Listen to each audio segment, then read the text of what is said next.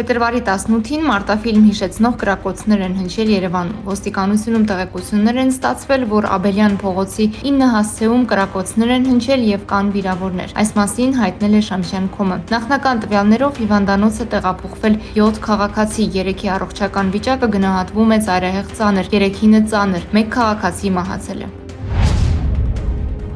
Համացանցում ադրբեջանցիները Ամասիայում զրուցում են հայ պարեկների հետ վերտառությամբ տեսանյութ է տարածվում։ 34 վայրկյան տևողությամբ կարճ տեսանյութում ենթադրյալ ադրբեջանցին ռուսերենով խոսում է հայ պարեկի հետ։ Տեսանյութի իսկությունը ստուգելու նպատակով այսօր ԱԵՄ-ը դիմել է ներքին գործերի նախարարություն։ Մամուլի խոսնակը հորդորել է դիմել գործընկեր կառույցին, ազգային անվտանգության ծառայությանը։ Այստեղից էլ նշել են հարցն ուղարկել գրավոր։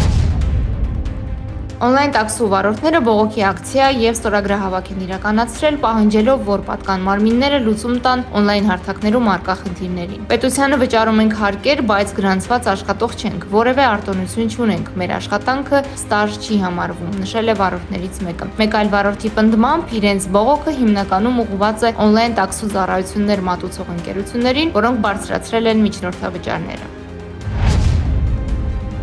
Ավստրիայում մեկնարկել է եպիսկոպոսաց ժողովը, որին մասնակցել են ամենայն հայոց կաթողիկոսության 25 արքեպիսկոպոսներ եւ եպիսկոպոսներ, այդ թվում Երուսաղեմի եւ Կոստանդնուպոլսի հայոց պատրիարքություններից։ Ժողովականներին հայրական իր խոսքն ու պատգամն արձանցղել է ամենայն հայոց կաթողիկոս Գարեգին II։